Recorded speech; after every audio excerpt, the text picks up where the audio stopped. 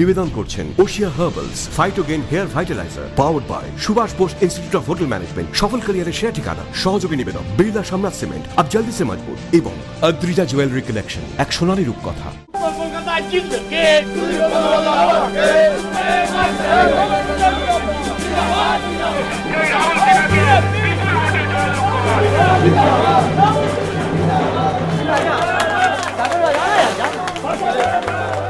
সামনেই লোকসভা নির্বাচন। লোকসভা নির্বাচনের ঠিক আগে কেমন আছে উত্তর কলকাতা? এখানকার সাধারণ মানুষজন কোন আশায় যাবেন ভোট দিতে? আর এই নির্বাচনী কেন্দ্র থেকে যে সমস্ত প্রার্থীরা নেমেছেন এই ভোট লড়াইয়ে, তারাই বা কী প্রতিশ্রুতি দিচ্ছেন জনসাধারণকে? আসুন উত্তর কলকাতার রাস্তাঘাট ঘুরে একটু জেনে নি সব কথা।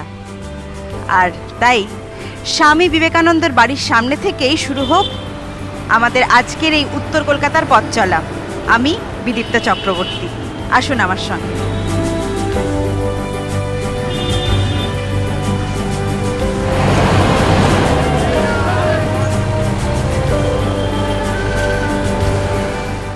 লোকসভা কেন্দ্র কলকাতা উত্তর। 2014 লোকসভা নির্বাচনের প্রার্থী তালিকা। তৃণমূল কংগ্রেস প্রার্থী সুদীপ বন্দ্যোপাধ্যায়, বামফ্রন্টের প্রার্থী রূপা বাগচি, কংগ্রেস প্রার্থী সোমেন মিত্র, বিজেপি প্রার্থী রাহুল সিংহ। কলকাতা উত্তর লোকসভা কেন্দ্রের অন্তর্গত বিধানসভা কেন্দ্রগুলি হল চৌরঙ্গি, এন্টালি, বেলেঘাটা, জোড়াসাঁকো, শ্যামপুকুর, মানিকতলা, কাশীপুর, বেলগাছিয়া।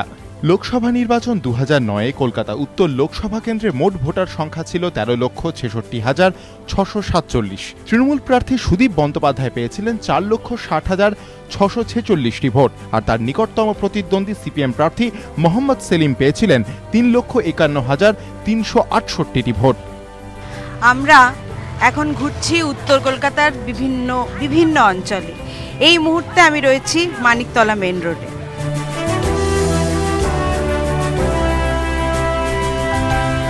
সামনেই তো ভোট। হ্যাঁ, কি মনে হচ্ছে? দিনকাল আরো খারাপ আসছে, এটাই মনে হচ্ছে। না, আপনারা যে এই অঞ্চলে এত বছর ধরে আছেন, এই অঞ্চলে ভালো তো নিশ্চয়ই কিছু? হ্যাঁ, ভালো হয়েছে। কি ভালো হয়েছে একটু যদি বলেন। অনেকটাই ভালো হয়েছে, উন্নতি হয়েছে। আমাদের রাস্তায় যেরকম আগে জল জমতো, এখন জলটা জমে না। পানীয় জলের খুব ভালো ব্যবস্থা হয়েছে, তবে রাত্রিরে যেটা আসতো সেটা বন্ধ হয়ে গেছে। সেটা দিলে আরেকটু সুবিধা হতো। দেখতে পাচ্ছি আমার বাদিকে একটা রেশন দোকান, ঢুকে পড়ি একবার দেখি।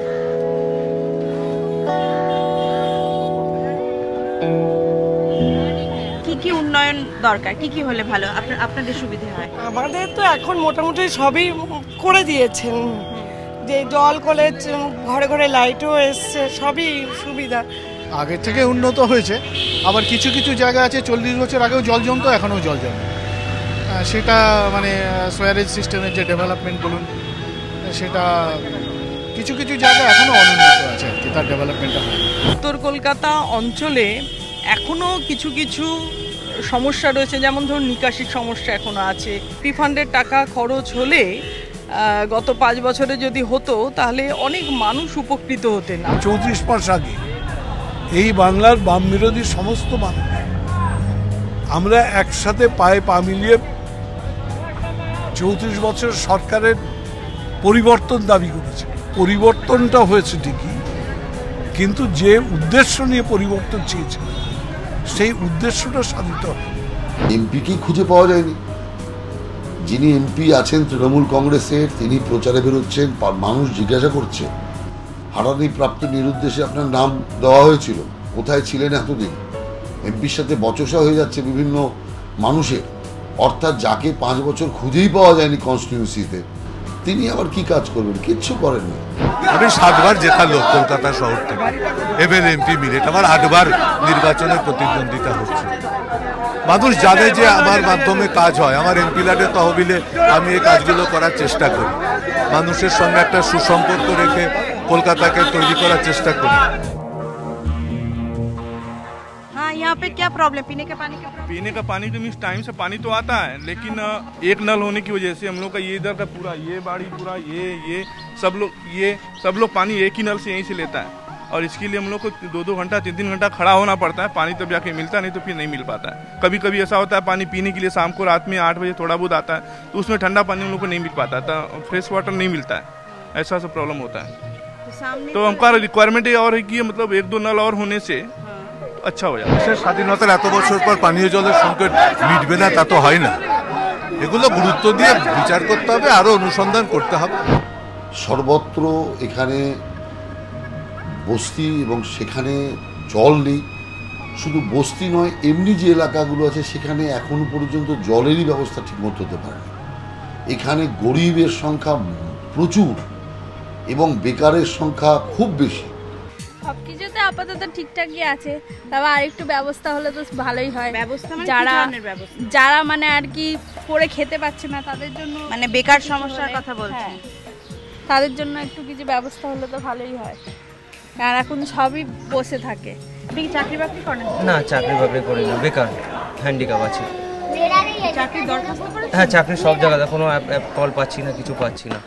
আমরা চাই যে সরকার দারিদ্র্য সীমার নিচে থাকা মানুষগুলোর জন্য এমন কিছু ব্যবস্থা নেবে, রেশনিং ব্যবস্থা উন্নত করবে, গণবন্টন ব্যবস্থা উন্নত করবে। আমরা চাই এমন একটা সরকার যে সরকারটা কর্মসংস্থানের ক্ষেত্রে দিশা দেবে। নিজ রাজ্যে এত গ্রহণযোগ্য নেতা বা নেত্রী কেউ নেই, এবং একা যেভাবে করছেন একটা নজির স্থাপন। কারখানাগুলোকে বন্ধ করে দিয়ে, কারখানার জমিকে বিক্রি করে দিয়ে, এখানকার কারখানা নষ্ট করে বেকারের ভবিষ্যৎকে সর্বনাশ করা হচ্ছে।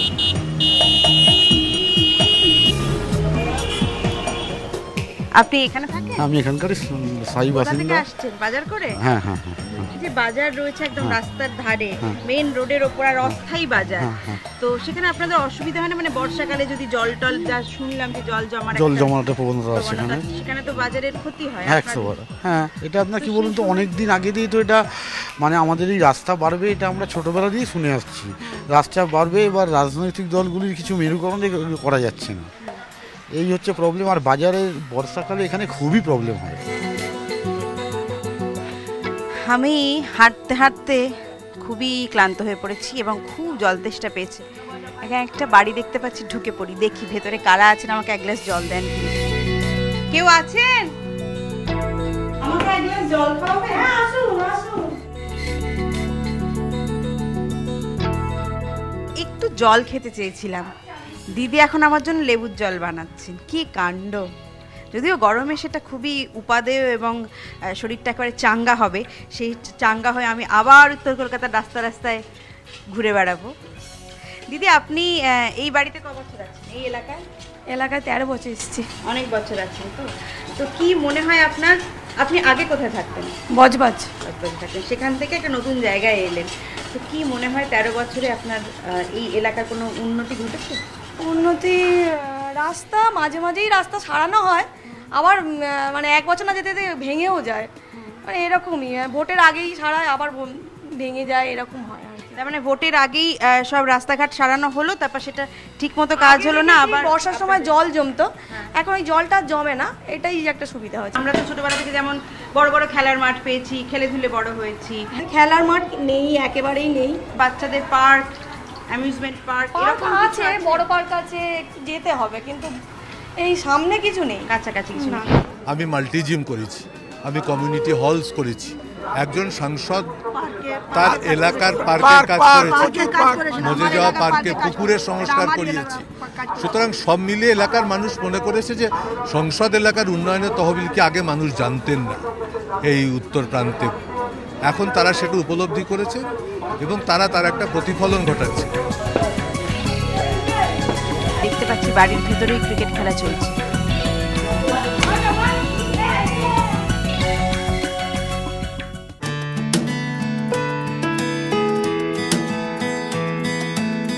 দুপুর রোদে ঘুরতে ঘুরতে এই মুহূর্তে আমি রয়েছি কলেজ স্ট্রিটের বইপাড়ায়।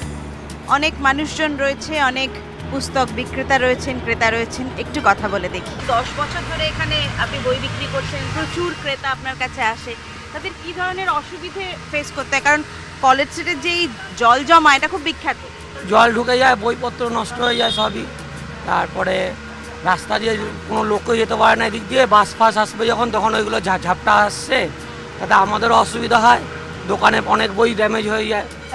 এখন জল জমে না, নতুনভাবে রাস্তা সারানো হয়েছে, এখন আর অতটা জল জমে না। বর্ষাকালে তো অসুবিধা আছে, খুবই অসুবিধা, মানে আমরা যখন পড়তাম তখন মানে সেটা তো একদম চিরকালীন অসুবিধে। নিকাশি এবং জল, পানীয় জলের সমস্যা একটা বড় অংশে এখনো আছে।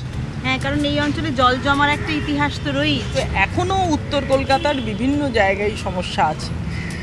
ফলে সেইটা হচ্ছে আমার যদি লক্ষ্য হিসাবে যদি বলেন এটা থাকবে, এমপি ফান্ডে টাকা ব্যবহার করা হোক, রাজ্য সরকার হোক, কেন্দ্রীয় সরকার বিভিন্ন প্রকল্পে টাকা আদায় করে নিয়ে আসা এই সমস্যাগুলো মেটাবার জন্য।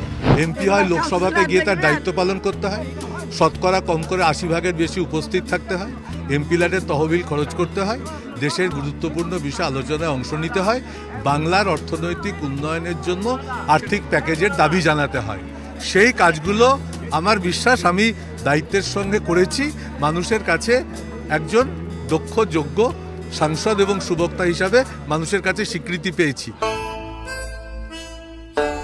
স্থানীয় হিসেবে বলতে পারি, irrespective of whoever is the মানে আপনার councillor, whoever is the MLA, whoever is the MP, যে পরিমাণ মানে ডেভেলপমেন্ট আমরা এক্সপেক্ট করেছিলাম এই এলাকাটাতে সেটা একদমই হয়নি। সেটা হয়নি মানে একদম। আমি আপনাকে বলছি, একটা বাস ছিল আমাদের 18 কত নম্বর একটা বাস ছিল, না একটা যেটা হাওড়ায় যেত 18B, বাসটা অল অন এ সাডেন বাসটাকে তুলে দিল। আজকে 1.5 বছর 2 বছর ধরে হঠাৎ বাসটাকে তুলে দিল, কিন্তু ওই বাসটা এত যাত্রী হতো, it use to come from Salt Lake করে এখান দিকে হয়ে, and that was the only bus. এখানে 14 নম্বর বাস ছিল, 18 বাস ছিল, মানিকতলা মানে যাতায়াতের সমস্যাটা একটা সমস্যা। বাসটা যদি একটু হতো এটা বলতে পারতাম দাদা, বাসটা হলো আমরা ইলেকশনের আগে বাচ্চাদের খুব অসুবিধা দাদা, সকালবেলা স্কুলে যাওয়ার সময় আমাদের এখানে অনেকগুলো বাস ছিল, সব বন্ধ হয়ে গেছে।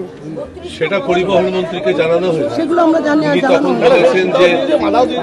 উনি বলছেন যে একটা যখন বাস রুট চলে সেই রুটের একটা রিপোর্ট তাকে নিতে হয়, সার্ভে করতে হয় যে লাভজনক কিনা, ক্ষতিপূরক কিনা, কিন্তু জনসাধারণের স্বার্থ এমনভাবে জড়িত আছে, আমি মনোমিত্রকে বলেই দিয়েছি, যেটা লাভজনক ক্ষতিপূরক এদিকে না চেষ্টা করে এই বাস রুটটা এলাকার মানুষের দাবি চালু করতে হবে, এটাকে চালু করতে হবে। এবং ও বলেছে নির্বাচন চলাকালীন এই সিদ্ধান্ত বাস্তবায়িত হয় না, কিন্তু আমরা অবশ্যই এই কাজটা করে দেবো। 34 বছর বামফ্রন্ট সরকার থাকার পরে 34 মাস এই রাজ্যে নতুন একটা সরকার মানুষ দেখছে, যেই সরকার কার্যত বলতে গেলে অনেক প্রতিশ্রুতি দিয়ে এলেও তারা 34 মাসে মানুষের প্রত্যাশা পূরণ থেকে শতহস্ত দূরে।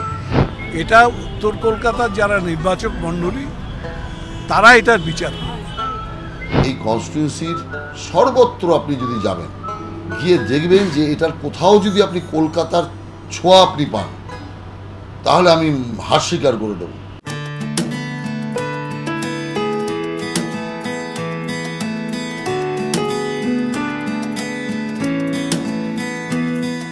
বাচ্চাদের নিয়ে তো নিশ্চয়ই রাত বিরেতে কখনো কখনো রাস্তাঘাটে হাঁটাচলা করতে হয় কোনো দরকারে, তো মহিলাদের নিরাপত্তা কতটা?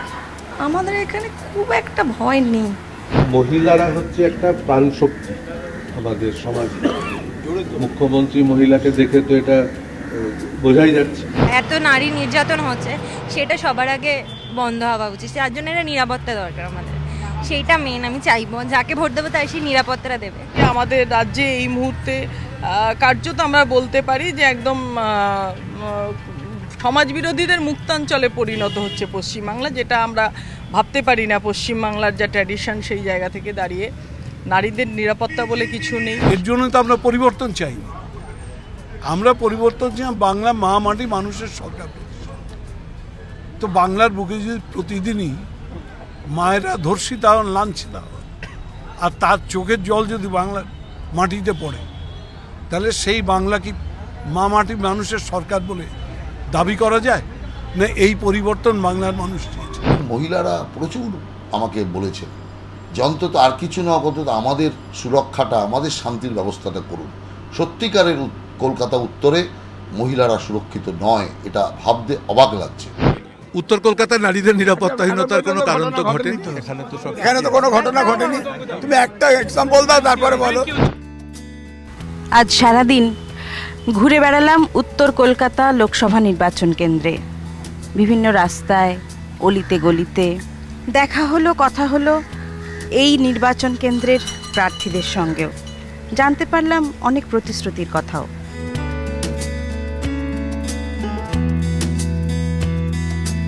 দেখতে থাকুন তারকার চোখে তারকা কেন্দ্র, আর চোখ রাখুন এবিপি আনন্দে।